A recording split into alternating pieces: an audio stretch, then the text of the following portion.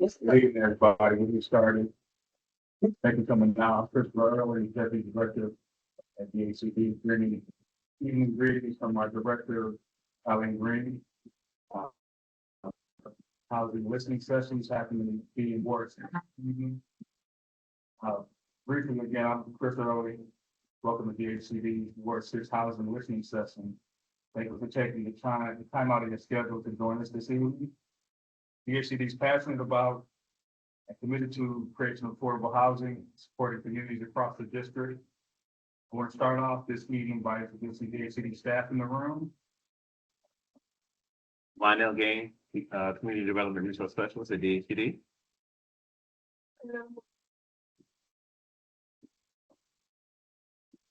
We also have a Deputy Chief of Operations, Pamela Hilton, Director, Executive Assistant. Last. So with that, again, the purpose of our housing listening sessions are to educate district residents about DHCD's housing resources, to inform the public about DHCD's progress on affordable housing, and to listen to district residents' housing needs and concerns. So we're here to educate, inform, and listen. Often DHCD is confused with the functions of other agencies like the DC Housing Authority and the DC Department of Human Services. Just note that the DCHA manages the district's public housing stock funded by the U.S. Department of Housing and Urban Development, the Housing Choice Voucher Program.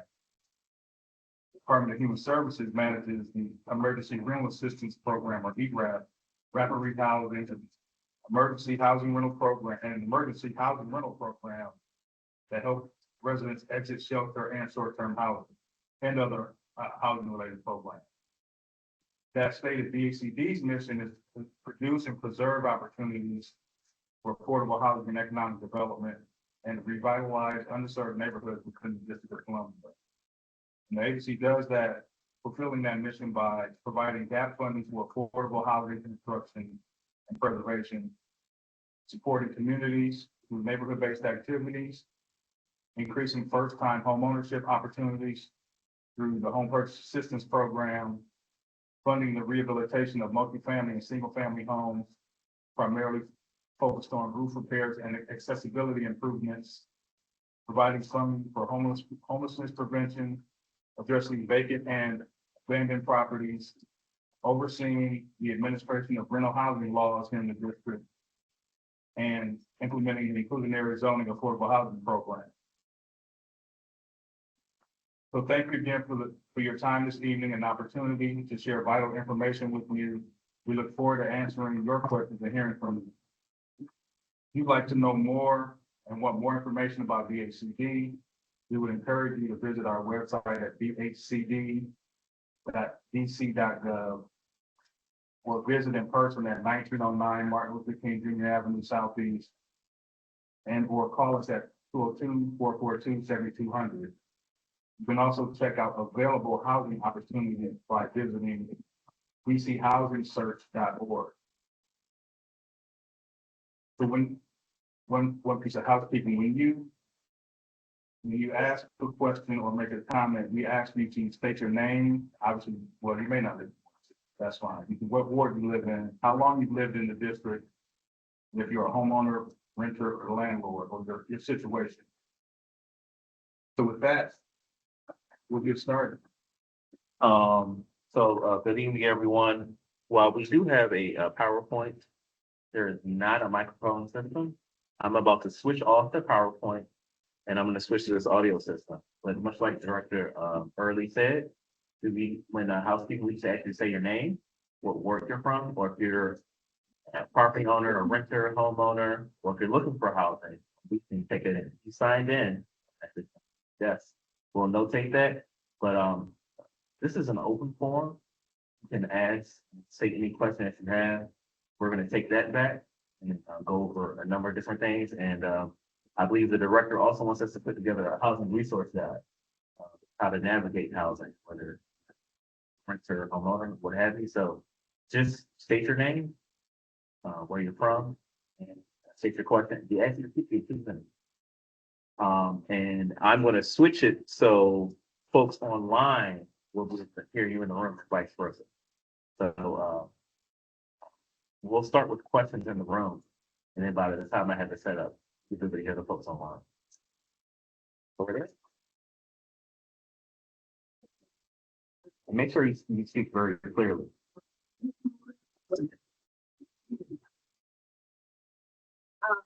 My name is Rhonda. I am trying to 53 and he's legally homeless and he's blind. I applied for him the IV program. None of those work. He can add afford, y'all got 87, 90. I'm trying to figure out what other type of places that y'all sending me, right? That he can go to because he's legally blind. They will not take him in certain places because of his age. He's here.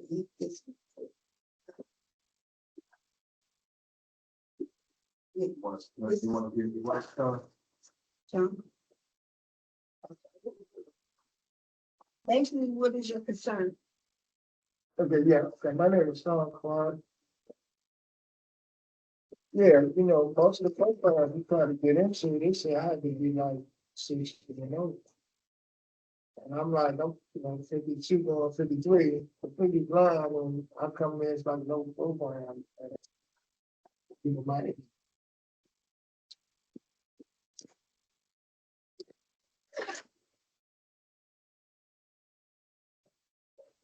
or your name again? Just, yeah. Clark. That ain't all right. Make sure to follow up. Okay. And just a point of information, for those that are actually looking for inclusionary zoning housing, required is about $27,350. If you don't meet that, I imagine some of you may have already applied at DC Housing Authority for public housing. Things that we can go into. We also fund properties with tax credits. So there are often some properties that have tax credit units available with 30, 50, and 8% of their median income. Most of our properties that you sell funded from DHCD are required to be on the Housing Church website. Some of you may be familiar. We have feedback, positive, negative, or different, but it's known. But part, there may be some other housing that we can direct people.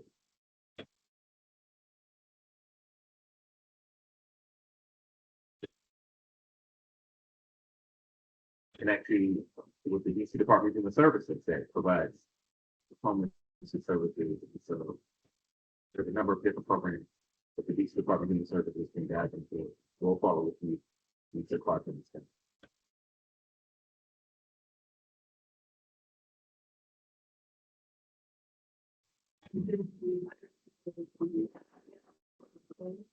Person with both in water. ID. And that's in the JID. Yeah. I have a couple of questions. The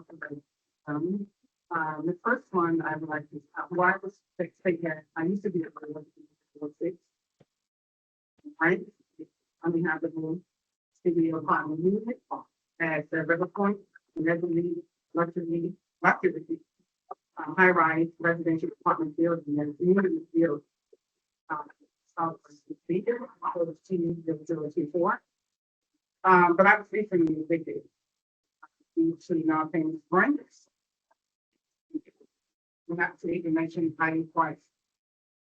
Not to mention that highly priced small boxes that are being built now in Washington D.C. and considered luxury residential apartments. And that's what I want to focus on right now. Who in the Department of Housing Authority is authorizing these uninhabitable blocks, like residential apartment buildings that are considered luxury? I grew up in DC. I am a Washingtonian. I grew up in DC. I lived grew up in a high-rise apartment building, there was Section 8 apartments. I grew up in Section 8 apartments. And, went to college, came back to DC. I could have stayed back when I college, but no, what I know now, stayed back in the state where I went to college, but came back to DC because I'm a Washingtonian. This is where I grew up. I loved DC growing up. Got a job here, internships, everything here. But to make a long story short, these Washington DC is being revitalized. Am I correct? Every block you go now, there's construction. As I grew up here again, some of the places that I will go now, you wouldn't even know this. If I didn't grow up here, you wouldn't know this. If you came here just to visit the games, you wouldn't realize that this is this area like it used to be in the past. So the majority of the revitalization that's going on are luxury, high-rise apartment, residential apartment buildings being built.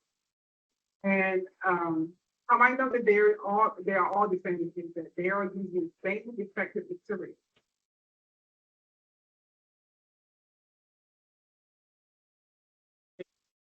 It is from not being as a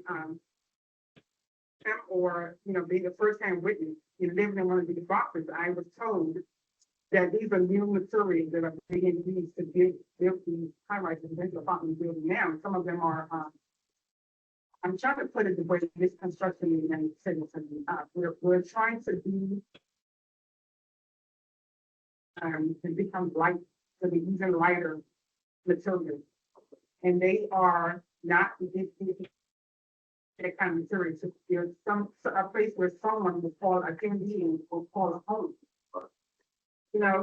I grew up. It's only that 1% that lives in a house, and without affordable housing and without these programs out here for low and minority incomes, there won't be any residential apartments. So there should be appropriate housing code regulations that regulate what kind of materials are being used to build these new allegedly luxury apartments in Washington, D.C. Now, I won't go into detail with my experience. My own experience with my own, where I used to live at River Point. That's a long story. But again, I was refused to continue to pay the plus for 398 square feet box, only to live in a box where I can smell my make the next thing to school, and I can hear their conversation. And that's why I refuse to continue to pay that. And I'm not going to go into detail, with a lot of the issues I had, but this is what the issue is. So if you can go into detail with the housing code regulations that are governing these or regulating these, the construction of these built high-rise residential apartments, those are my concerns. Another question that I want to go into is, I'm not going to put a lot of my personal business out there, but I have been on this section, waiting list for Section 8, either they call it all three programs.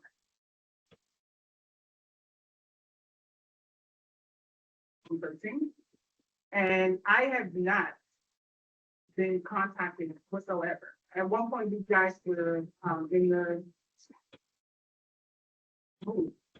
And I lost contact. I've tried to get in contact again to update my information. I haven't been able to. So I need to know who to contact about that. Because my next procedure, so I'm going to go into detail into my own personal issues.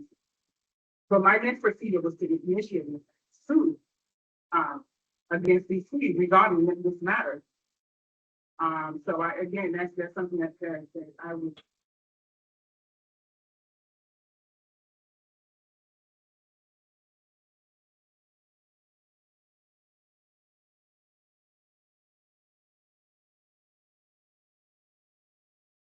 Yeah. All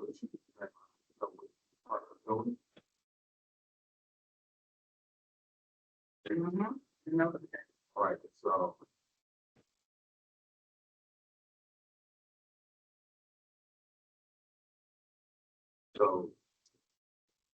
since I'm very sensitive to concerns we have, these are things that we look at.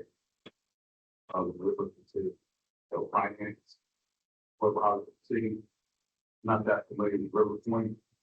Unfortunately, it sounds like that was something finance and said. And Frank,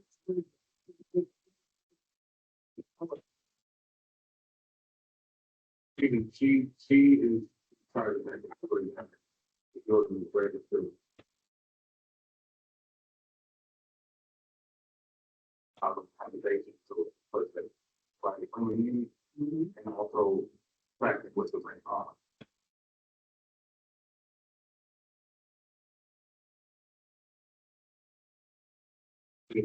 Building from the requirement, they wouldn't be able to get their building from this, or they would not have been. It's a certificate of occupancy that they did not follow, what they should have followed. that's the problem, yeah. Somebody's authorized you, of course, you're both.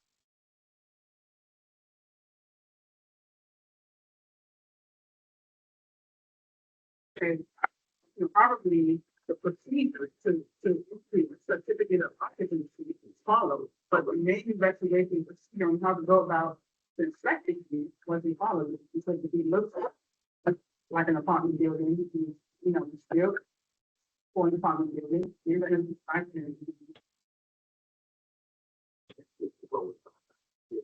But, somebody bypassing the inspection process, they're not going to see.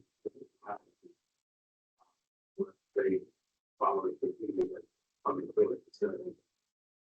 sure that I'm not saying any of this to keep trying to have to be discouraged on me. You said, like, this is education, this is dialogue. That's, I'm sharing with you my take on what this, how we can refer the situation to the department building, if they're, you should consider concerned about the effect of material and how we go violate that. The point is they're still having on this because problem. I mean, I had a very experience. But since you're telling me this is the building, you know, we can give your intake and your things to like that.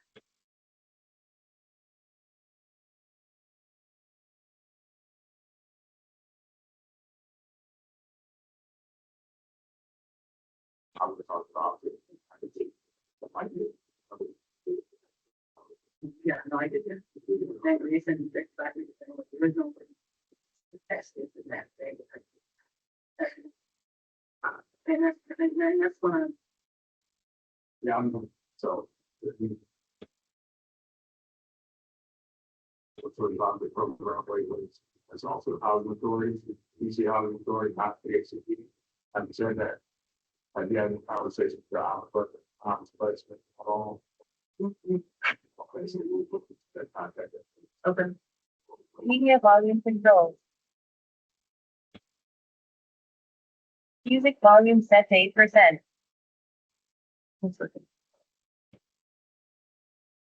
Music volume set to 12%. Auto eye protection. Lenses blocked. To protect your eyes, Play Store, Android TV Home. Auto eye protection. So Android TV Home. Power off, 15, 1 up. Play Store, Android TV Home. Play Store, column 1, in grid. Auto eye protection. Lenses. Android TV Home. Shortcut mix. Play Store. You made the point about connecting her with the housing authority ombudsman. I just wanted to reiterate that, and maybe we can have another follow-up session about how affordable housing works and how developers price and the size of units. Because I know I've heard across the city, people have concerns with the size of unit that previously existed and the ones that exist now. And I think if we gave context, one, how we provide gap funding, about how they finance the unit, I think it would give some light into that. But we have your concern. We'll follow up and connect with the resources we need. But we got that. We got that. We got to get to some other folks. I believe we're next. What, sir, we'll go with you, sir. My name is Amy Woodstead, and I'm not here to look side now. In retrospect to some of the things that the young lady said to address to you guys, first of all, I want to say thank y'all for coming down to South Community and shining the light on us to highlight us of what the difference between DHCD and housing. I think a lot of people that you guys have to be mindful, they're really uneducated or understanding the system, or how the system is working. So try to be patient with us, and I've been trying to advocate with a lot of people to be able to balance out the situations that they're going through, because they think housing is DHCA and vice versa. So you have to be mindful that they work. They don't have time to get on the government website and educate themselves. And, you know, I'm a formerly working for Marionberg in Ward 7, and Mr. Berry always taught me how to help one another in the community. And I just wanted to let you know that, you know, I love Woodside Town was right here. I don't have really no concerns about it. I just moved in maybe like 7 months ago. It's really a nice environment.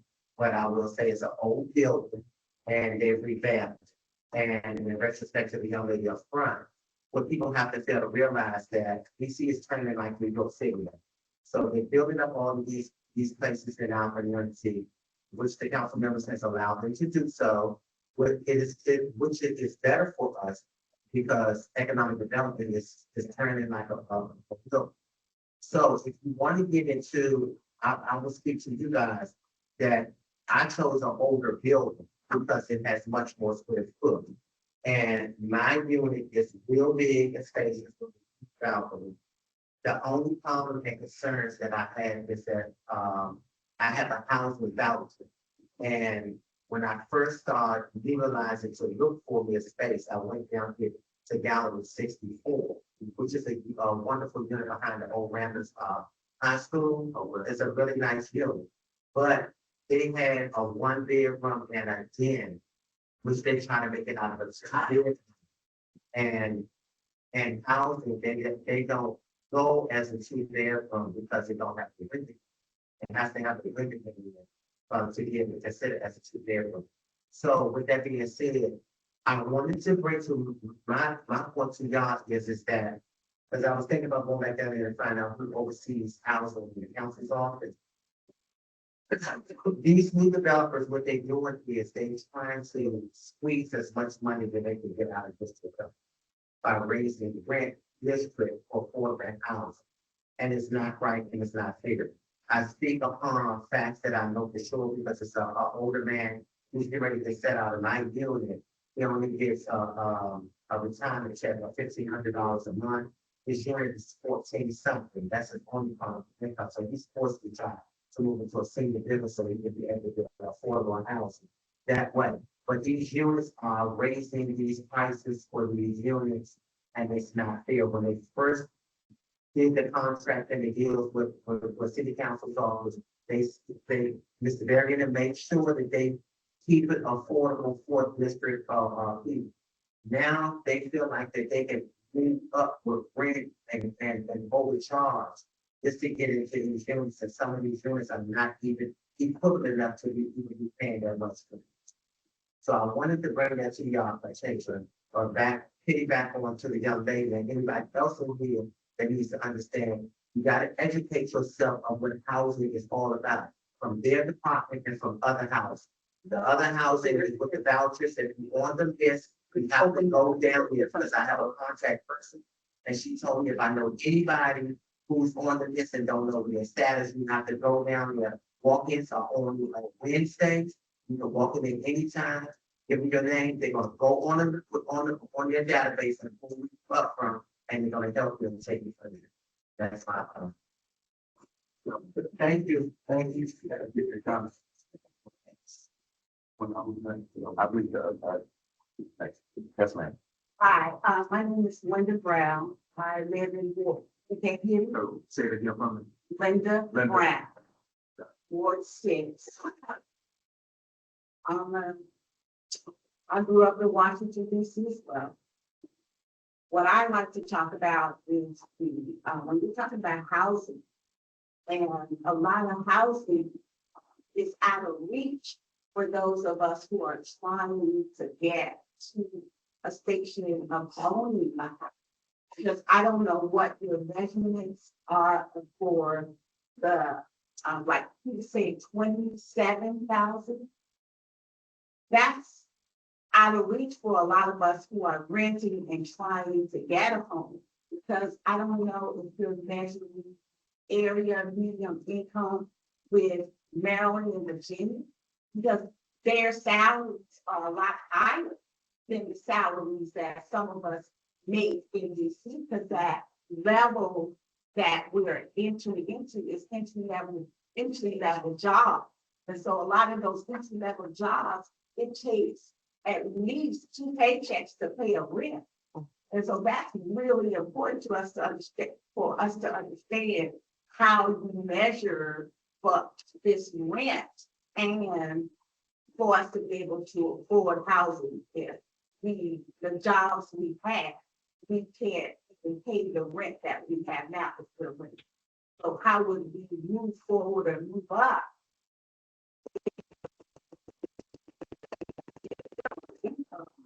That's under. So we're watching the housing market, the rent go up and up. And for some of us that is retired, that's unattainable. So so today the question I'm asking is, how are we going to be able to stay in the house that we do own, or how to move to that next level of owning a house that we don't have the salaries to produce that?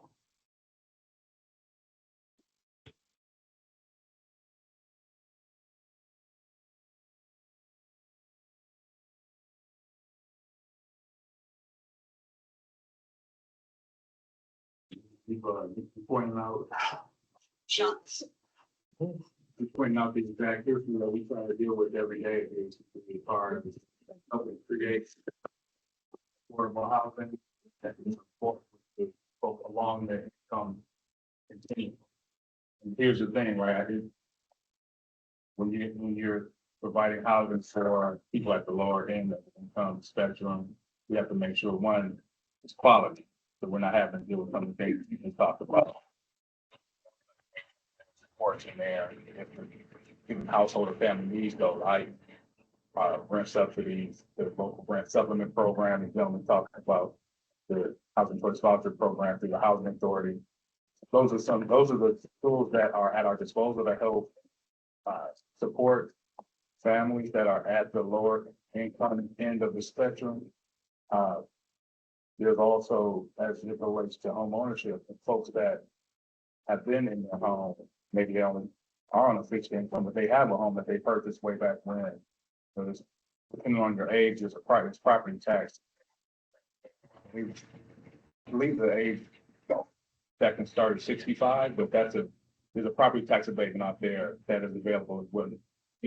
62, thank you, Lauren. So that is available. That's something to look into as well.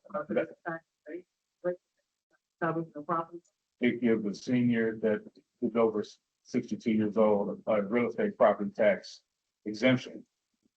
So that's something that information is not, again, it's not at DHCD, but it can be found at the Office of Tax and Revenue, which I think is right on the corner. Yeah, right on 4th Street, right. So that's something to keep in mind as well. But when you're entering into negotiating with developers, and they are, and you know what that income level is for most low wage in the district. Sure. How do you enter into those contracts with them so that the prices, they don't raise the prices of the house as they start getting development, and then they start saying, okay, we need more. I got you. So I would just speak about this briefly and we'll keep moving. So when DHCD is interfacing with a developer who is looking to create affordable housing, we try to encourage range of incomes, being supported at a given property.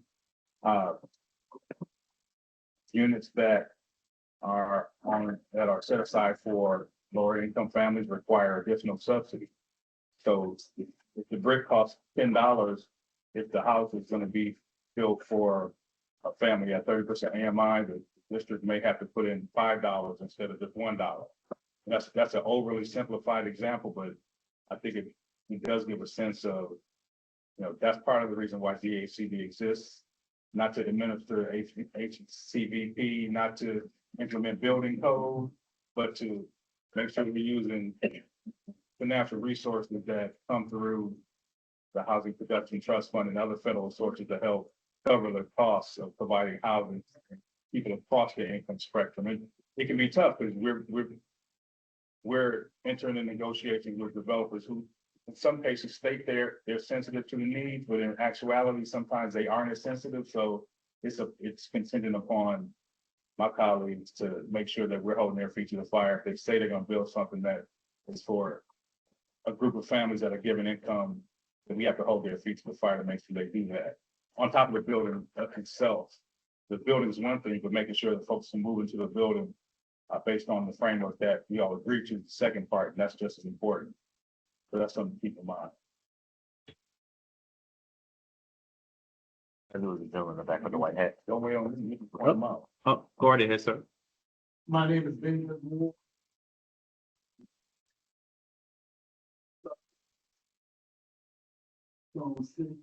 Southwest, I'm sorry,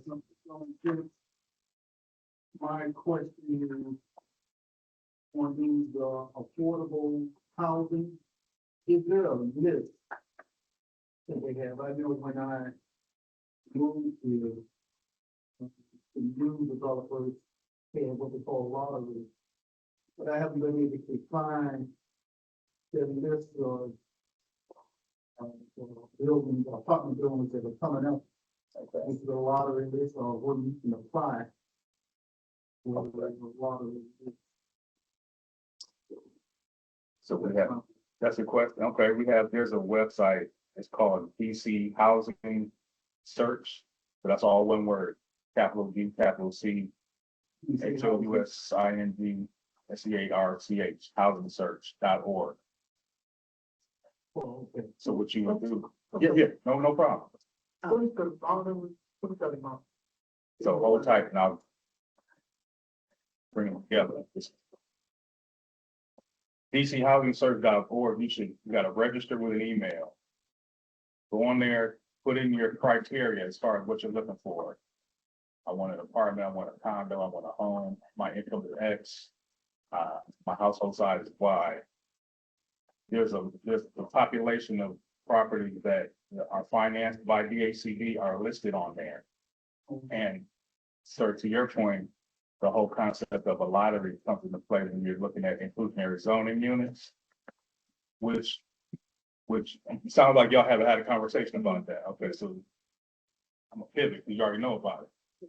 The key goes, and this goes for everybody, if you're interested in finding something that the district has financed, affordable housing wise, go on to DCHousingSearch.org, register, and then do a search. And what you can do also is get a periodic list sent to you to your email based on those criteria. Let me take you back on that. We asked about was there a list that you can go to for the zoning? The affordable housing, there's a zoning and it goes by lottery. I was in it, I had to take a class. Okay. Once I take a class, you get a certificate. Right. And then you have to wait, because they would email that list of that, the affordable housing in DC. Okay. Now, my apartment in Red Point, when I moved in 2021, I just had automobile accident settlement. It was a small settlement. And then I also purchased a new car to be able to drive Uber, to just maintain, kind of like up again, to maintain. And that was after, and I was homeless at that time. Okay. So how was, for somebody, this is for future references, even though I would never rent again from DC or anywhere, because things have changed, people have changed. Okay. But what if, maybe I should have known this, what if I had like I said, I went in myself, I went into apartment.com, I was looking for an apartment, they had all the amenities that I was looking for, which I did. As a matter of fact, I had to posted several applications, apartment application, just to look, find the right apartment I was looking for at the time. But I believe it was the right apartment. And I'm already, I went into the application process, they approved me because I had the income, everything was fine at the time, I made sure my credit rating. And then, so I get this apartment. And I'm not under the rent control. I'm paying the full rent. How do the person who, it wasn't an exclusionary affordable zoning lottery, it was lottery. So how does somebody like me branch into that? Because I didn't come in through the zoning, but I was under at the income. So I'm gonna. Said a lot. Hold tight. I was gonna say, my man didn't get a chance to say, hold tight. You hold that. Sir, did we answer your question all the way? The other thing is, I don't know. I think for the volunteering. So let me stop it right there. You said about. But, I went online. The inclusionary zoning unit? Yeah. Okay. Okay. Only thing I keep receiving is, email for section B. So I will go back and check to see what you signed up for if you went on the housing search. Yeah, because you had to take a class, you had to study them for a class. You took the inclusionary zoning Right. class, got the certificate. Right. I supposed to get a certificate, but after that, I didn't get any. So you can get a certificate.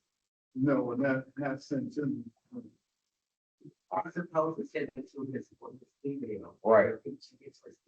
I can contact them directly as far as lady. Okay. And as far as I do the system, they obviously, if they have certain buildings, a lot of buildings are lottery, and some buildings don't care about the lottery. They Right. got this 301 right here, in street, this one right here, on 6th, they don't care about the lottery. If they got a unit system available, or some units for IC, and you go to the passport, they'll put you right on. Some buildings are doors because they're trying to fill up with units, and some buildings trying to keep it consistent for what happens in the process of what's out there.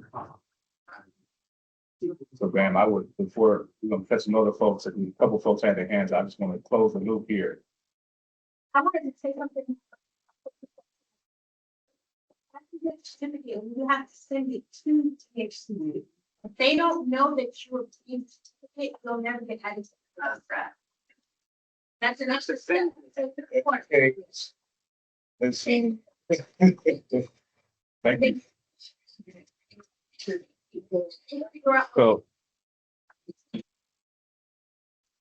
and I just want to add to what you were saying. Yes, you take the IZ certificate, IZ course. You get the certificate in the email, but you have to register. Yeah. Now, some may receive an email about a 1, 2, sometimes 3-bedroom unit. That's what I'm like. Depending on your household size and household income, whatever you registered as, applicable units will be sent to you. Now, I don't know if anyone in the room has actually gone through the lottery process and toured units. Okay. And so I'm assuming that you've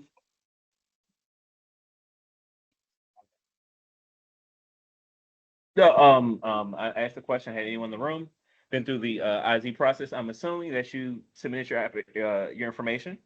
You went and toured the unit. Sometimes some residents select those units. Sometimes they say it doesn't meet their household needs. There are some units that go to the lottery. I would also go back to those same properties, and we can give you the link, and we have a flyer on the inclusionary zoning program out there. You can go to the dashboard and look at available units. A lot of times units are cycling through a lottery. Sometimes they're waiting for a number of folks to respond. Sometimes it moves forward. Sometimes someone is selected, but it is a tedious process. I'll be honest. Yes, ma'am. Before you get into that, you gotta tell us your name. You gotta. Okay. Great, thank you. First thing. Back to some thoughts on what. I think we should. A couple of things that that are impacting people who are looking for housing, but Mr. Spears and asked the DHCD to do an inquiry and a study on the massive and inexplicable, unjust disparity and water and sewer charges being charged to DHCD residents in New York City. Now, I just looked at my neighbor's bill. She lives in Modern on, she's a single woman as am I. Her water sewer bill from the same management company is $37 a month. Water sewer combined. My water sewer is $140 to $150 a month every month. In April, my water sewer bill was $700. Oh, I call it DHCD in my family, so that's how we just say that. I don't wait for instructions, so I say, okay, I'm not paying it, fix it, figure it out, and eventually it came off.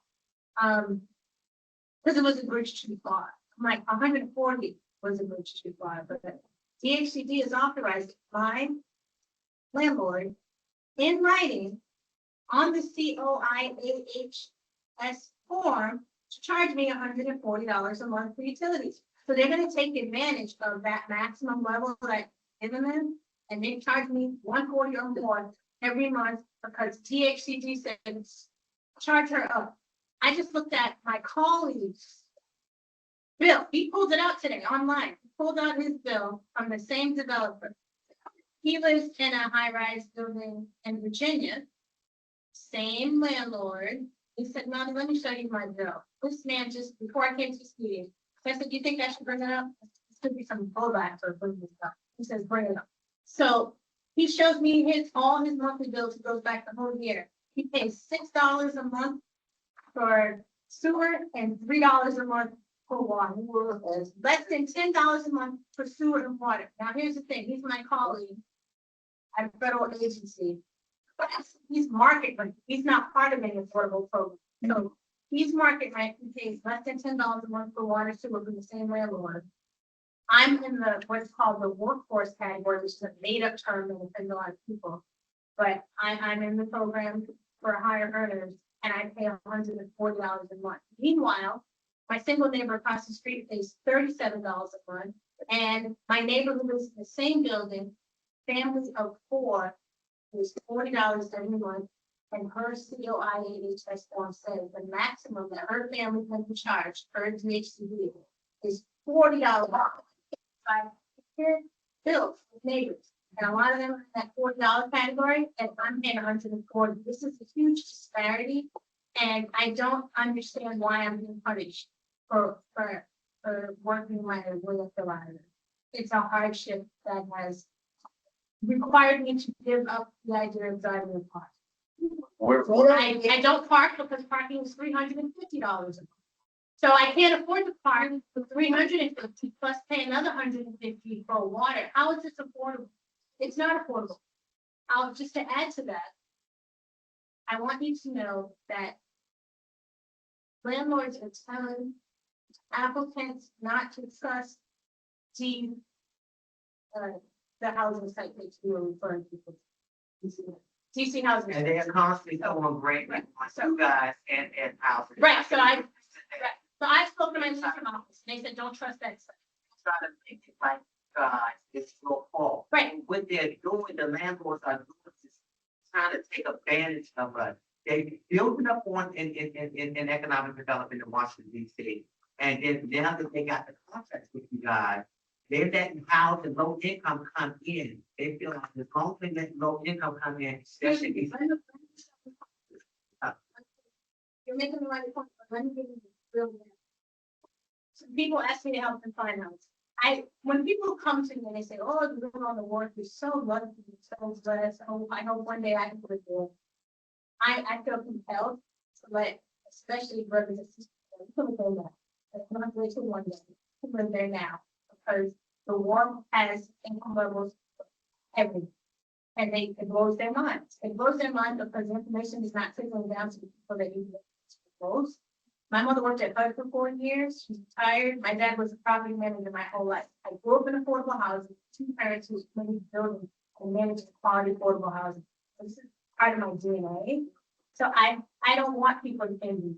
I want them to know you could do that. Yeah. I was a cancer patient once with a emergency, medical house emergency. I beat cancer and now I work for the White House. I don't work for the White House, but again, and I tell people my story because I want them to know, you come from the hood, you can have that, you can be in that position and you will work your way out with faith and persistence and perseverance. But we needed people praying for them. So when I won the lottery for my building, I was told I didn't win the lottery. I called DHCD and I challenged that result. And they said, not only did you win the lottery, you were the only person in your entire category who filled out all the paperwork. So you get to choose from all the departments. It was a big challenge. Had I not known to call DHCD and say something that's not right, I wouldn't be. Now I try to help other people who I know need. And they go on to DC Housing Search. They put in this code. They look for housing and they're told by the landlords that the information on your site is not accurate. I have So gone in, they're responsible for any information. so So they said they don't know where that information comes from. That's not. So that's something I'm asking you to look into because in my building, 22 units sat vacant for a year. And eventually DHCD went to my landlord and said, you need to lower the rent because you're charging more than anyone else in the area. All your properties on this block have lower rent. So I was paying over $300 a month more than the apartment building next door managed by the same property manager and the property next to that. what's the name of where you live? The ties. I'm So, sorry. the ties. We have the highest water bill and the highest rents, right? So they just lowered our rents. DHCD, the district, asked our landlord to lower the rents where I live.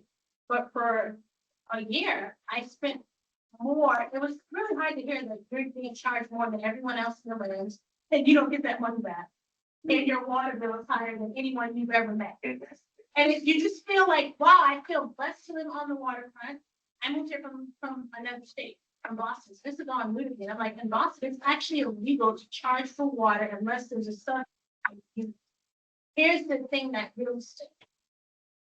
If you're in a position where you actually qualify for an energy discount, you cannot get an energy discount of any kind if your utilities are in the name of your landlord. Because our water and sewer is billed by the landlord to build by the utility companies to the landlord, those bills are in the landlord's name. If you try to apply to get a water discount, which every other DC resident, you're not eligible because you don't have a water bill in your name. You don't have a sewer bill in your name. I think DHCD, knowing that any DHCD program participants who are being billed for water and sewer by their landlord need to have those charges reviewed for fairness and equity.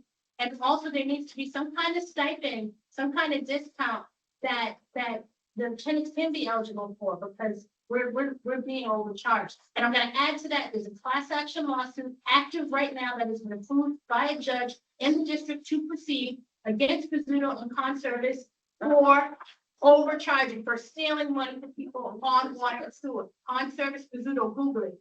The next thing I want to say is. What's the name of the Google it. caption? And for, so I'm gonna take some liberty here. I'm not saying this to disrespect all of the good information you're sharing with folks. We got, how many people do we have online? We're lined up. We got a bunch of. You're 15.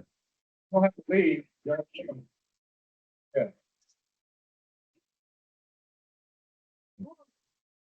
Number of big landlords are price fixing on the rents, right? So if you're price fixing on the rents, and the US Department of Justice has proven that that's happening, why wouldn't water and sewer be invested? And so I'll just add one thing. Thank you for sharing that. Recently, we sat down with the Public Service Commission, the Office on the People's Council, and the Department of Energy and Environment. Because at least for our single family households, a lot of third-party suppliers had either taken over and some residents weren't informed if a letter came in the mail or what have you, and some agreed and unknowingly didn't know.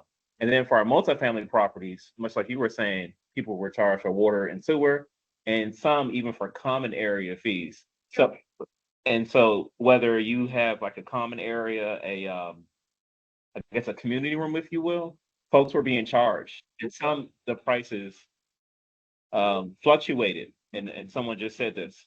And so the Public Service Commission and the Office of the People's Counsel, those are two resources that I would reach out to. Who one, Public Service Commission regulates the utilities. Office of the People's Counsel can help you navigate that if your bills are arduous and very high. But to the point you were making about with the land property owner you were discussing, some have it in the name of water and sewage fees. It's just in one amalgamated term. But we can definitely reach out to the Public Service Commission and the Office of the People's Counsel.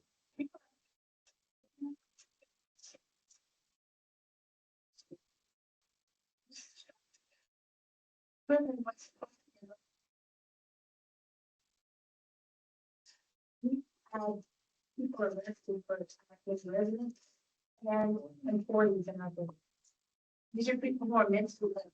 We have a crisis in our building of people who are mentally ill and people who are violent. There have been SWAT teams that have come in our building and broken down doors. We had a mentally ill resident attack a head constable, throw blood on him, tell him he was cursed, curse the office and put blood or something on their door. He's been arrested over and over and over again. SWAT team came in and broke open his door. This guy lives next door. This is my neighbor. This is lovely. Okay. Scary, scary, scary. We've had residents assaulted, concierges assaulted. There's a mental health crisis that's not being addressed. If we're going to allow everyone to live together, we need resident service coordinators who can try to figure out how to address some of these needs. And I would implore DHCD to put something in your contracts, that the DHCD contract, that says if you are convicted of a crime, if you are arrested or convicted of crime, you are in violation of your DHCD and you cannot participate in this program. Because the landlord is saying is the laws in DC are so loose that they can't exist. And it's scary. So thank you for making that point. Just a quick thing. Especially for our deeply affordable housing that we fund, where 100% of the units in the building have some type of subsidy, like Director Early mentioned earlier. More often than not, we're requiring them to have either a social services provider and services on site. So, so I'm saying at our deeply affordable. So, especially our units that are funded by the local rent supplement program.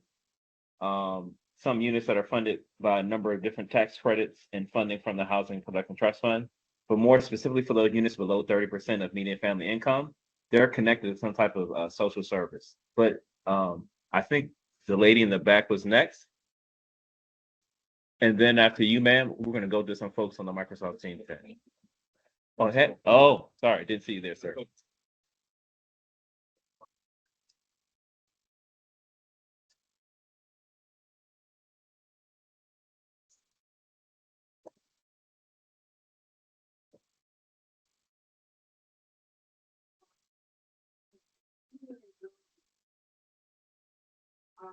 Know that it's very difficult because they have so many ways to certain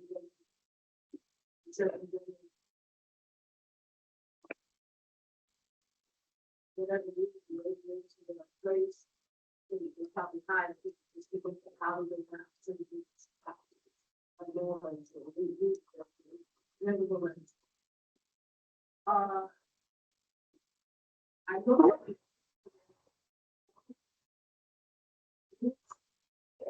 it's very high. They have things to work. So, doing like this, and the person, whoever, except you has to pay all those fees. And somehow I suspect that the additional fees that are really outrageous, allow them to get the money and use on the rents.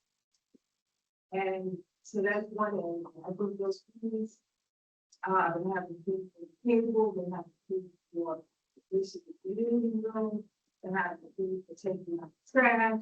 Then they have a one, some buildings have a one-time fee for the management of services. Those fees are very high. Nevertheless, the inclusionary zone for condominiums and townhomes. I think this is the real hesitation about investing in the condominium and townhome because it's a type of entity that if one is not knowledgeable about what is being invested in, it can pose a lot of problems. People need to be educated about bylaws. People need to be educated about property managers that manage those types of buildings. And the homeowner, the ship homeowner association fees. Because even though the units may be somewhat affordable, those fees are going to increase over the course of the year, over 2 years, and becoming more for a one-bedroom condominium, you can cost a 2 or 3 bedroom home. There has to be, there has to be real education. People have to come on home. What are they investing in? Because it's a different type of property investment. And if the buildings don't, then you have to do it directly, you have to comprehend how the board of directors work, how the unit association, only units, how those have to work. Because quite frequently, you have a so-called board of directors that don't adhere to any of the bylaws and rules. And the rule, the bylaws are there for a purpose, to serve the owner members. And if people don't know anything about the bylaws, anything about the board of directors, anything about the property management, investing in a property, paying a mortgage, you have no education about what you're doing. Yeah, so those are the two. And then with the rents, with the inclusionary zoning, I am a part of the inclusionary zoning program. And some of the rents are really, I have to just delete some of the units because the rents are this nothing that I could possibly afford. In addition to the things that you have to pay to get in the unit. And I know, like I said, developers, they probably hire people just to investigate how to do certain things. Some of the areas that would be needed for people that are working from day to day and don't have a lot of money. You don't have to circumvent that and apply fees that would still allow them to qualify under for whatever zones the district implements. So you're dealing with structures that know how to get around and get what they want in order to make the problem. And also the Wait, sir, wait. You also deal with different types of statutes of Yep. Washington County. And You got low property, middle class, and you got high class. So all three are going in at the same time. And they only look for the money. That's what they look. one quick thing, if you register for this event, I ask you to stay in touch with us. Last year and the year before, we had a class specifically on condos, our rental conversion and sales division. One regulates the conversion of rental units into condos, but also we have a class called Buyers Beware. Not to scare you, but just so you are informed. One, I will admit, there are a lot of HOAs that are not properly run. They don't keep a lot of documents, especially financial documents. And some are paying fees, and the property manager that they've either hired or contracted are not maintaining or upkeeping the building. And so it may be incumbent upon us to bring together HOA condo owners And so they can have shared experiences, or property managers or entities that do know how to monitor and upkeep those buildings, they can utilize their services. But I appreciate your inquiries, not only about the IZ program, but also just on the intricacies of navigating as a condo owner. It is tough. We are gonna follow with you, but I was gonna go next to the gentleman in the white cap.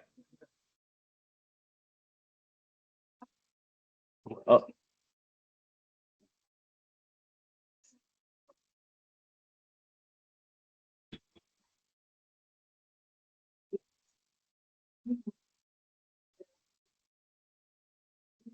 To go for seats, so they don't have to go through the training. And I think that was an excellent move because people were getting harassed. Homeowners was doing uniforms and getting harassed. Bullied. And this particular law bill was passed and it's tested for. Then go into effect in July. That's something that I think the district of Columbia needs to look into, how that bill was implemented, the reasons for implementing that. thank you for sharing that, man. Sir? How's everybody doing today? Yes. It's easy, baby. Boy.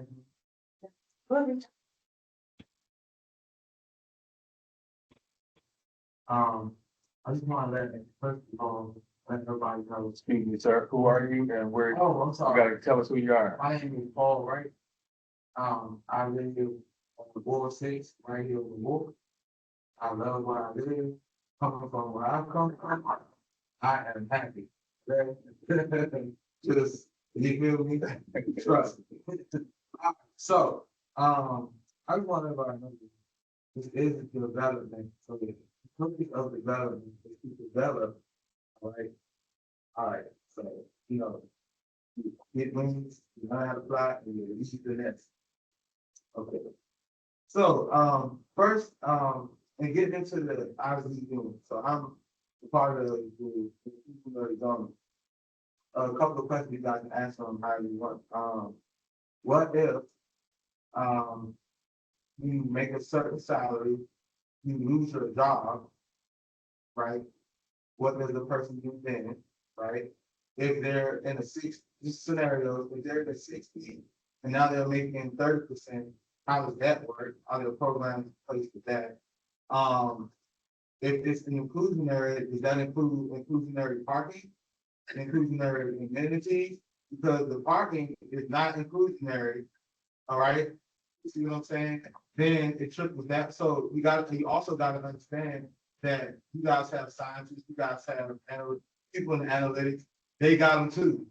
So while you're trying to help the community, they're trying to figure out how to go against it, right? So they know, oh,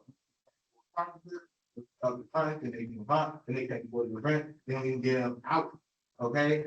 Also, why can't I have why can't I have the nice amenities like everybody else who lives in the building has? That I don't understand, right? Also, sensitivity. I'll say it again. Sensitivity. Racism. Okay. People that look like us and don't look like us, and the interaction. So people that look like us and don't look like us, it's a real thing, right? You see what I'm saying? And it's a thing that is happening in these buildings. And they know that you don't have representation. And they tell you you don't have representation.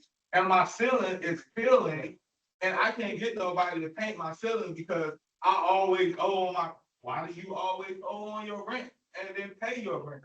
Why do we always send you an eviction notice and somehow you pay your rent? Oh, well, when you don't pay your rent, we're not gonna fix the things that's in your house. That is a real thing, y'all. That is a real thing. Also, with the so I'm just asking more questions. For I know in the DHCD, they have the building down here where Mr. Jackson is. So you go to that building and you are a black business. I have a black man, landscaping company. I help a lot of people incarcerated in the neighborhood. The purpose of it is to clean up our neighborhoods where we live, to make it look nice, even in the big developments, right? not keep hiring. Rupert Landscaping, right? That's like building Walmarts, more Walmarts, when there are people right there who are trying, right? Who have businesses, who can help in their community and they don't get it. You know what I'm saying? Or they cheat us. Like I did the thing, they're like, oh, that's good, what you doing? They cheated me out of my money, and then they hire a big landscape company and say, oh, y'all small. You know what I'm saying? So also like, okay, so what I'm saying is like, what are the things that they working to do? What about the concierge and the probably get concierge job? They can work landscaping. They, like we saying, the buildings are being upkept. There are people in there that can do these jobs. You see what I'm saying?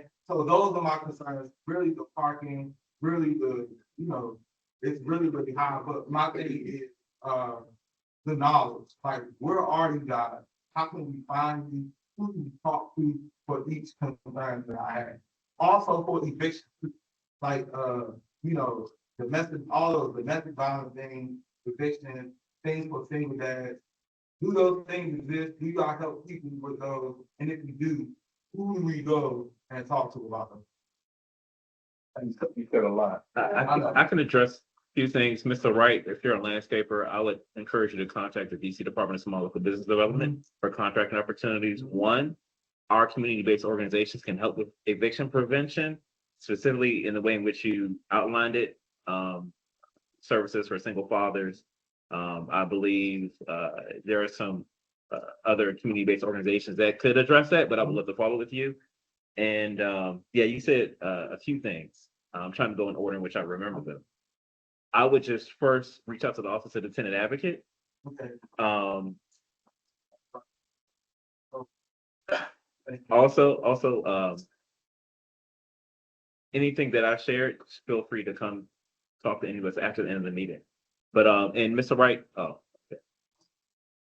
So I know you said eviction prevention services. We can connect you to one of our CBLs, community-based organizations. Landscaping opportunities for that property in question, we can't manage or control that process. If you do have a complaint that either they contracted your services and you weren't paid, we can connect you with the Office of Attorney.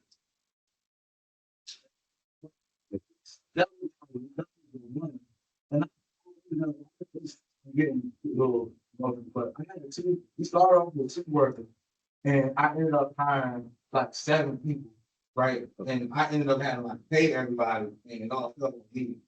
But I want to continue doing that. Yeah. And I'm gonna come to these meetings over there on Sycamore. I'm gonna continue coming to the meeting.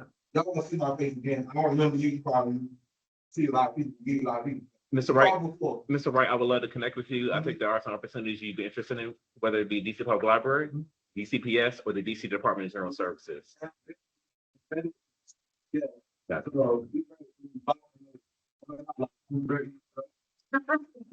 Thank you, Mr. Wright. My mom, when I was talking about my experience when I lived, I could see she's in Boston. I could see her here standing up on her neck, but she's hot, right? So she knows everything about all this stuff. And she that receives HUD funding is required per HUD to have a resident service coordinator. So the stuff you're describing, there should be someone there to help folks who need these services. Now, when you take someone from the projects and you put them in a luxury housing environment where there are NBA players living in the building, restaurateurs living in the building, people who are millionaires living in the building, there's gonna be an adjustment. And there needs to be someone to help these folks get acclimated to their new surrounding and understand you've been blessed, but then you gotta change your mindset now. This is you moving out of that situation into a new situation. And I can tell you a lot of folks are struggling. And so the word you hear a lot is racism. And it's not always that. It's that they're not understanding what is expected of them in the new environment. Add a resident service coordinator that could meet them at their level and understand their needs and help to give them some of the improvements and some of the resources they need. You would have a better assimilation of everybody, right? So you have rich people moving out because they don't want any part of this. They're like, oh no. Poor people moving out or getting evicted because they're not feeling comfortable. I've had meetings with my property managers to say, man, I saw you at CVS, you say hello to me. I don't feel welcome in this building. Imagine how these folks. So I'm kind of, and he listens to me because he knows that I'm good people. So I'm like, we gotta do something to make folks feel seen and heard. And we gotta treat people with mental illness in a total different way. You can't have a one size fits all approach to everybody in the building. And that's what he was saying. And that's the good verdict.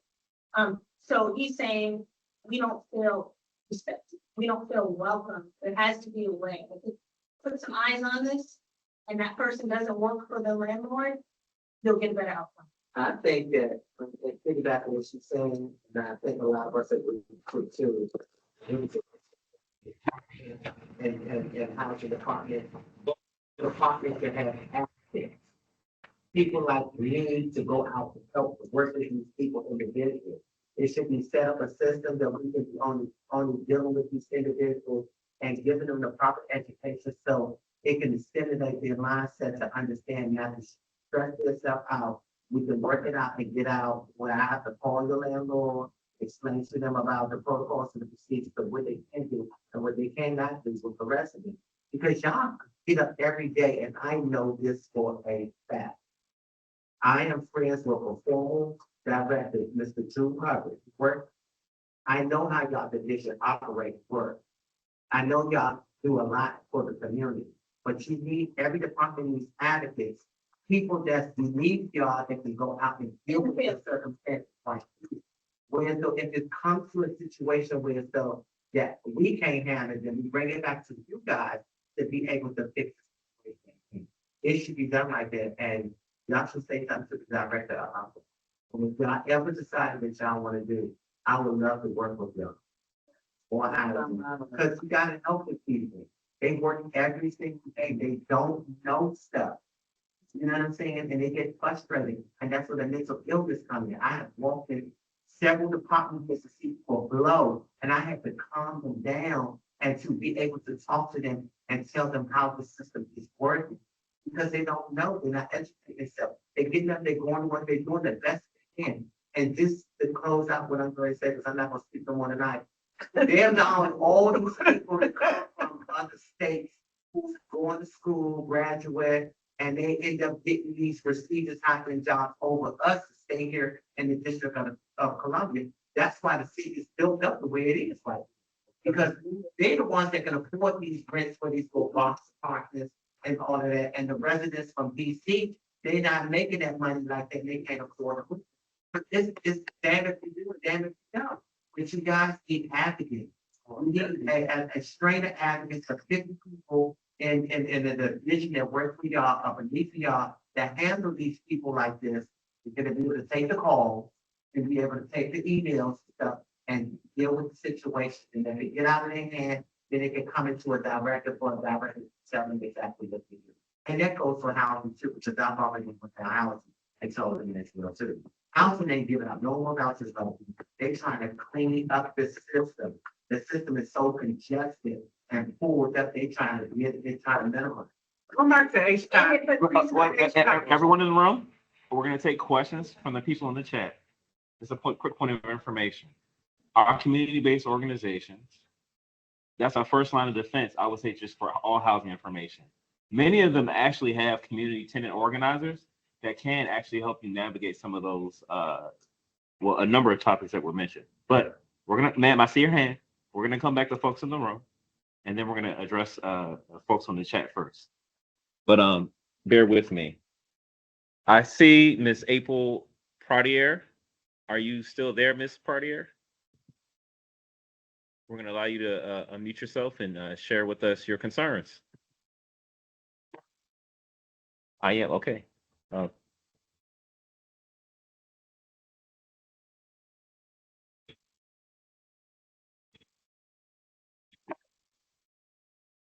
I sent a request for you to unmute.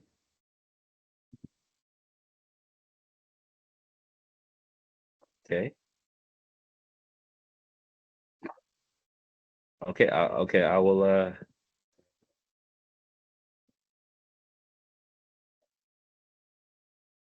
you can just unmute yourself, Miss Partier. Okay. All right. Is there any, is there? Yes, you lowered your hand. You lowered your hand. Ms. Partier, we'll come back to you, okay? Send another request. And just unmute yourself.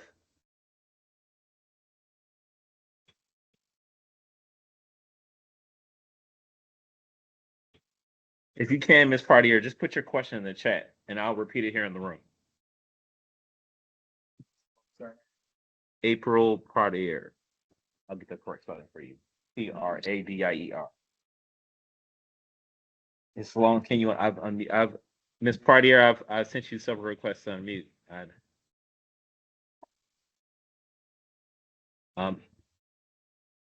Ms. Partier, I'll come back to you, and I'm going to address a few other questions in the chat. Okay. The last question for. If you have a question, just raise your hand. If not, I'll go to the questions in the chat. Ms. Tanisha King asked, I would like to be connected to eviction prevention and find a replacement. ERAP 2025 is closed, has not opened yet. Is there a time frame? I need an environment. I'm going to make an assumption, Ms. King, that you're in need of rental assistance. We can confer with the DC Department of Human Services where the ERAP program is, but they are accepting resources quarterly. We can connect you with one of our housing counseling community-based organizations. I see you've put your contact information in the chat, and we will follow up with you, Ms. Tanisha King. Okay. There's a few other questions in the chat. If you have questions, just raise your hand. Okay, Mr. Florio. Mr. Florio, I'm going to unmute you and allow you to speak and ask your question. Yes, Ms. King, just put your contact information in the chat, Ms. King. Mr. Florio, you can unmute yourself. Or Hi, this is Mrs. Florio. I was just reaching out to you guys because I'm looking to relocate from New York. And if you could please put any information in the chat where I can get some sort of rental assistance for an apartment for me and my 2 children, I would appreciate it. I'm looking to relocate to attend Georgetown University, but I need an apartment for me and my 2 teenagers. So if you can just give me any sort of information, I would greatly appreciate it. Thank you. okay, thank you, Ms. Florio. Primarily, we were sharing resources specific to district residents. But thank you for attending this session tonight. Mr. Boubacar Berry, did you have a question? I've seen you post several times. You said you need first-time home buyers information. Mr. Boubacar, I see your email now. I will email you. Ms. Pradier, April Pradier, I will. Tanisha King, thank you, Ms. King. Miss April Pradier, I'm going to unmute you again. Just unmute and ask your question. No, Ms. Florio, we were just saying that this session was specifically for district residents, but all of information is public information, and I can share that in the chat.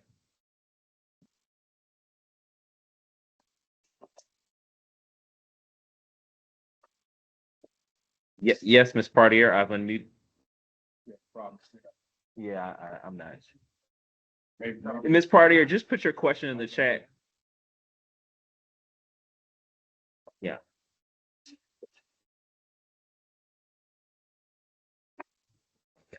Yes, we will answer your question, Ms. Partier. Thank you for your patience. If there's anyone else on the call who would like to ask a question, because I see some of you have posted in the chat. But yeah, go back to the line. There's folks on here who have questions in the chat. Yep. We can provide written responses. Yeah. To them, rather than have everybody here listen to us try to figure out. Yeah. Who's saying what on here. Gotcha. All right, so if you have a question, just go ahead and put it in the chat. We will make sure that we provide written responses. Just put your contact information and we'll make sure that we follow up. Okay, Ms. Pradier did ask a question. Ooh, okay. Ms. Pradier, we will definitely follow up. What's your question? Might be something that folks want to hear. Okay. DC is a luxury city. I know so. Landlords are trying to nickel and dime, and it sounds like they are doing some illegal things and should be looked into. Hearing a lot of frustration, so I'm wondering how DHCD can help someone like me. The disparity of groups like some of the folks in the room. The acquisition of materials for development is very expensive. The cheapest of buildings that are old and busted start at $650,000 to $700,000, or on average, the price per square foot to develop is $120 per square foot. So 250, equals 300,000. You have a solicitation process to sell real estate to developers, but it's not a lot to be a true contributor in the creating housing. And number two, most are cold-blooded busted. Well, so she inquires about having a mortgage and paying for trash and water collection fees and grounds maintenance. We've heard that. Yes. So she talks about high costs and fees.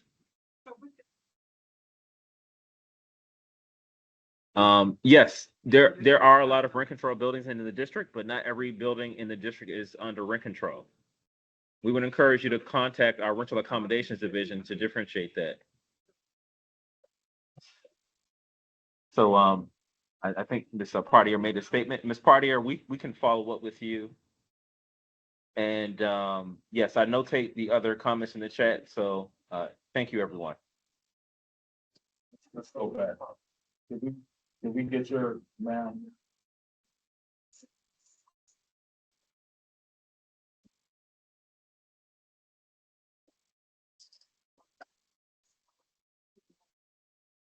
I just wanted to mention, urban youth is study. Public some Black people are having really good in finances,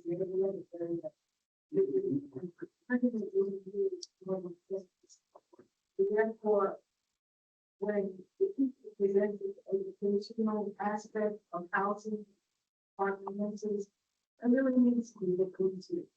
So we put 180 years behind other people within the country. People have to be educated in how to function and how to manage. So that particular aspect can't be really good. And part of the is really helpful. Ma'am, I would just, and it's okay. I would encourage you to, a few years ago, the council actually funded a reparations and subsequently a disparity study on a few issues. I can't recall where the study and the recommendations have landed, but they specifically, this was specific to the African American community, but also disparities in economic development and businesses for African Americans, Latinos, and other people of color. But thank you for sharing that. I would love to follow with that Urban League study in 2024. First, there was a gentleman in the chat that asked a question about the differences between DHCD, DC Housing Authority, and the DC Department of Human Services. Frederick Nelson. Yes. And so just for purposes in the room, I know Deputy, yes, I think Mr. Nelson, you may have missed that in the beginning. DHCD produces and preserve affordable housing. So we help with first-time home buyers through the Home Purchase Assistance Program. We manage rent control through the Rental Accommodations Division. We also manage the inclusionary zoning affordable housing program that has affordable housing at 30, 50, 60, and 50, 60, and 80% MFI. We also provide gap funding for the construction and development of new construction of housing. And subsequently, DC Housing Authority manages the public housing and the housing choice voucher program. The DC Department of Human Services manages emergency housing, so the rapid rehousing program, the first short-term family housing sites across the city, And then also a few other eviction assistance programs that helps families save off homelessness. So if it makes sense, DC Housing Authority manages public housing. DHCD works with affordable housing. And DHS helps with folks that are at risk of homelessness with emergency housing. But Mr. Nelson, we can send that in via email. And that was in the slide previously. So, Emergency rental assistance program is, yes. Yeah. so there, real quick, there are questions that we don't get to this evening because we have 15 to 20 more minutes. We encourage folks to visit the Housing Resource Center, call Housing Resource Center. Find out what's the number, Doc? The 202 442 7505. 7505. Yes. So 202 442 7505. 442 7505. Call the Housing Resource Center. Ma'am, call the Housing Resource Center. 202 442 7505 for your client. There's other questions that come in, pop in your mind when you're walking down the street, right? So hold on. We gotta have some form here. Next. Hold tight. You had a question? Yeah.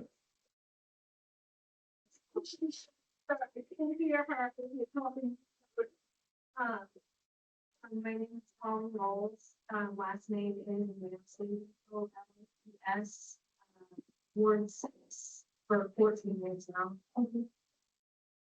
And I would just love to know if you all have any information on Citrus app program and how it's dispersed. Received some information that for those who had received a notice of eligibility and currently have a ratified contract to save into the DHCD website, but was curious, will notices to proceed be issued before the deadline of November 8th?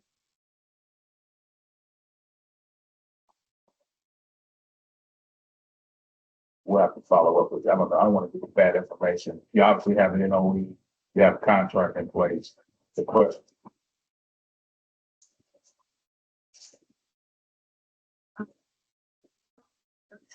And you, I believe, did you send in your information to, for the guidance that came out? You did.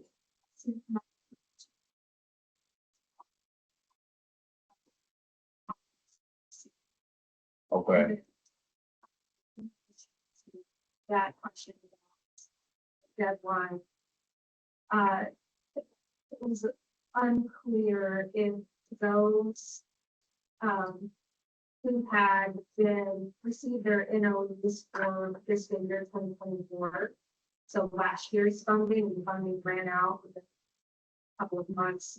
If those people are being prioritized over those who received their NOE this year. I can delve into that. We can't here we can't say the timeline specifically when the notice of proceed will be sent, but specifically an email was sent out to NOE holders like yourself. If you send that ratified contract by November 8th, you will be prioritized.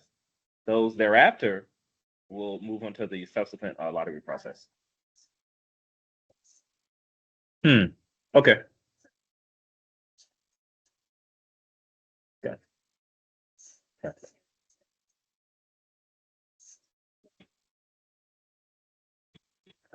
We'll make sure to follow with you and get your contact information. Sorry. Your question about the HPAT income level, income guidance. That's what I was not clear on if you were asking about. Ask away. The housing. I mean, the maximum assistance for one person, 202. And the maximum income they can make is 60,000. The maximum they can make is 235. Okay. So what kind, are we looking at something or? So, Cause that's the only, when you say maximum income, maximum assistance, this is the amount of money that you can provide towards a purchase of a home. That the city, through HPAC, can provide potential homeowner for the purchase of a home. And you guys are aware of the amount, the high home costs here in Washington, D.C.? Yeah, What, so, you gotta so a lot of, so is it realistic that there are some people who are utilizing this program, specifically single people like me? I don't want to speak for everyone, but there are a number of residents that use HVAC to purchase a single family home, condos, sometimes into limited equity cooperatives. We would also tell you to definitely get counseling before you either enter into an HOA or a cooperative. But we definitely prioritize homeownership. Homeownership may not be for everyone, but realistically, there are folks and subsequently, recently rather, there are some folks who've used nearly the maximum down payment assistance to purchase even properties within our portfolio that we make affordable to residents that 50, 60, and 80% MFI. And so that the down payment assistance is a second trust mortgage, if you will.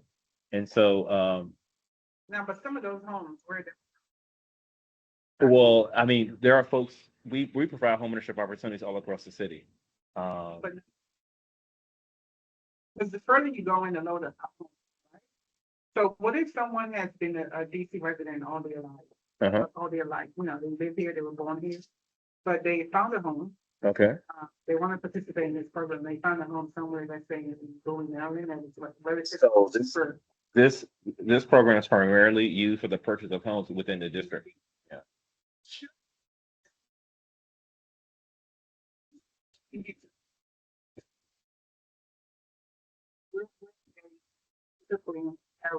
Are they located in Southeast? Because that's the only, but you need a reasonable home here in Washington, D.C. where, so I'll give you an example. So my home where I was evicted from, I live in the apartment building, they're telling me that I was in back rank of around $40,000.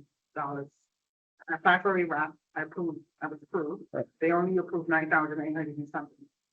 They denied my application, alleging that 9,000 would not alleviate that 40-something thousand. You're still gonna owe 32, so we're giving up, money.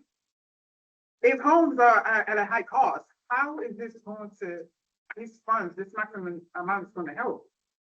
So that gap funding, primarily you would start, and this is for anyone in the room. When you're starting the HVAC program, you're gonna go to a housing counseling. You're gonna take that first class, then you're gonna move on to the 8-hour class. Then you're gonna talk to a lender. The lender is gonna tell you what you can afford. That gap funding should alleviate whatever that payment is, minus the proposed purchase price of the home. But yes, ma'am.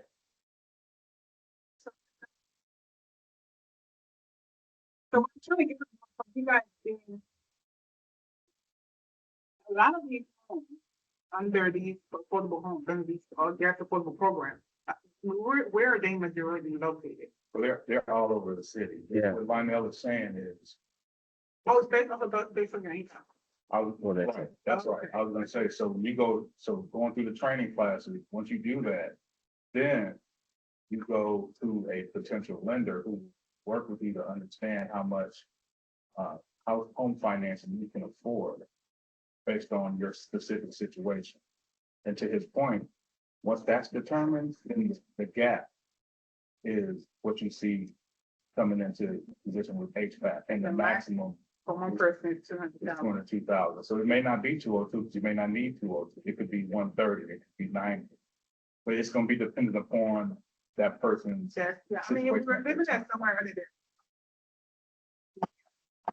Yeah. So a lot of people who are utilizing, they're not minorities. And I don't stand in here and have a list of who got approved in HPAC homes, but it's really income driven. So it should be here really big code. Well, here's the thing, like, that's the kind of information that is shared when you go through the training class. These questions, I'm only saying this because that's why we have the training class. No, but when you're a tax base go forward. Sure. those are and then didn't mean to interject. Those are separate programs. They can be used interchangeably. You can use HVAP to purchase to an IZ home opportunity. So you can use HVAP to purchase at an 80% MFI level. A condo that, maybe if it's, I use a real life example. Well, for all intents and purposes, I was just talking about a homeownership opportunity at the 80% level. The more new construction townhomes, St. Elizabeth's campus, there are townhomes that are funded. Yes, ma'am, by the district.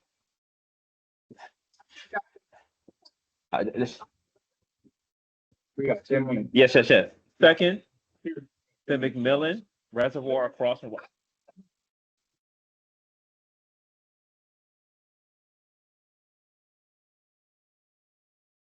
Yes. Yeah.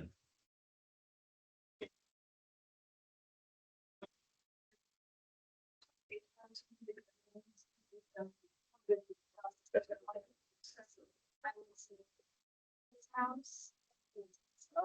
I see that out here. That's great.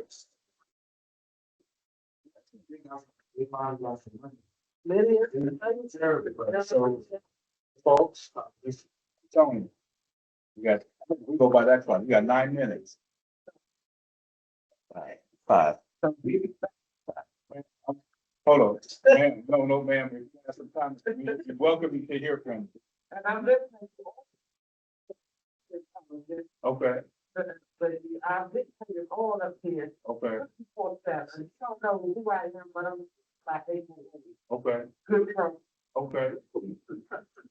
Did you have any comments or anything of that nature you want to share with everybody? Just want to get a chance to speak to the crowd. One. Okay, No. Okay, I have two important questions. One, okay, all the residents in my building, including ICA participants, see, notices in the last couple of weeks okay, that when it's time to renew their lease, they will be charged $150 new amenity fee for living in the building. And if they don't refuse to pay this charge within 7 days, it will be automatically tacked on. So we don't, when we moved into the building, we already paid $500 for the benefit of living in the building. Okay? okay, Then found out a lot of us were being overcharged for rent. DHCD said lower the rents. People are not moving into the building. Paying rent. Now they're saying, now DHCD has said on the COIH form and the renewal paperwork, you just pay that amenity fee one time, that $500 fee. You don't have to pay any more. Now the landlord is saying, yeah, there's a new fee, $150 a year, and if you don't catch it within 7 days, you agree to pay it. Because that seems like a violation of the DHCD agreement, that they're sneaking in a new charge.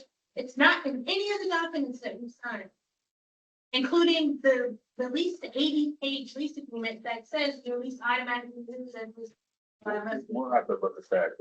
That's crazy. You're referencing a DHCD agreement, but we're talking IZ. It's No. not necessarily an agreement. And Lauren, maybe you want to speak to that? It says, It sounds to me that the people who call offices and that. Right. Show them. Right. Based on the stack pattern. Right, So it's sort of probably definitely, but I would speak to others. thank you, Lauren. That's, it's fine. Yeah, I know. The last quick question. So I've inquired about units in other places. And I've sent people to inquire about units in places where I know there were vacancies, including my own building. And someone will walk up to the concierge and say, you have any available units? And the concierge will say, no, we don't. And I literally stopped the brother one day, looked so disappointed, and I said, we have a whole bunch of vacant units, so I just need you to know that that's not true. And he said, why would she say that? And I said, I'm not gonna get into it. I don't know why she said it, but I'm telling you, you go on DHCD website and register for this IZ program because we have units. And so I went to the leasing office and I said, hey, come on, I'm sending people here. I'm on DH Housing Search. I have a list of units I'm sending this And they're being told we don't have units. And what I was told is, we're not allowed to tell people about the affordable units unless they know about that program. We can't even discuss it. So when they inquire with us, we're only allowed to tell them about marketing. And the housing, the DH housing search site is not something we control, and that information is inaccurate. And police are not. Can I add, when you encounter those kind of situations, I advise when to be discriminated against any contact office. And discriminate, obviously, it's covered. People don't want this problem though. They're trying to move that room. Fair housing violation, that's something that also breaks and negotiate. Okay. See, you people are afraid to speak up because you don't want to be having. Oh, that's fair. It's not a law. It's law. So I think that's. But it should say it's a option, it's a property policy. They got it, so we'll find it out or there's some kind of. Yes, it's fine. You can then take action, but your allegation, no, they just go off. The only way to change the practice. Okay, got it. I recommend secret shoppers, secret DHCD shoppers that go out, they try to rent a flat. They do it in Boston and they busted up a whole bunch of luxury buildings because they were black and brown people were being turned away. I think we all. Secret renters. Very successful program in Boston. 5 minutes. Anybody have any comments or questions? Yes, sir. When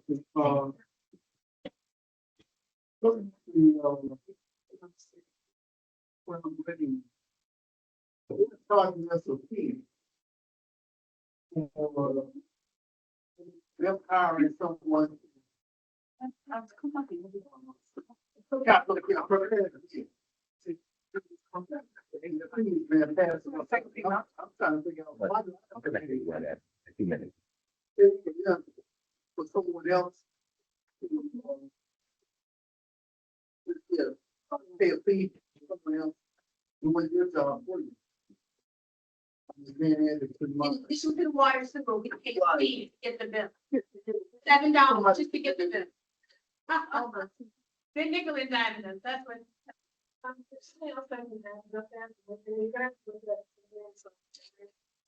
Bill, who's bill for city. Not, about prohibiting on common law utility costs on the rent. What's needed? So Yeah. you might want to go on, I think, and look it up. Council has legislative information management services stuff in this. But if you just sign as a city council, and you can put in, like charge it or something to see what comes up. The council that we're Robert White is concerned over housing. Robert White, Councilman Robert White. So we need to see the property legislative affairs that. Okay, all right. Thank you. That's it. We appreciate what you guys. Correction, the housing resource center number is 442-9505. 95. That's the young lady right here, but it's the resource center at 1909 MLK. When you walk in the first level, you have colleagues in there that can answer your housing questions, and we just hired a person who is going to actually do some of what the gentleman in the back was referring to, be a kind of a community resource, especially 442-9505. Yeah. Oh, you can hop in. The owl. Okay. Regular. So what is y'all movie y'all wanted? Just diagonal. Across the street to the middle of the intersection, that building right there. Right, still. So coming up on the right. Right. Okay.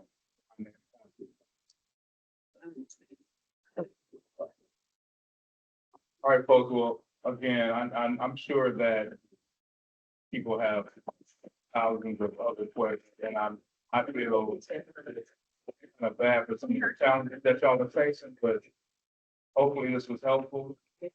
And again, if you have other questions, you can call the number. Somebody will be able to help you.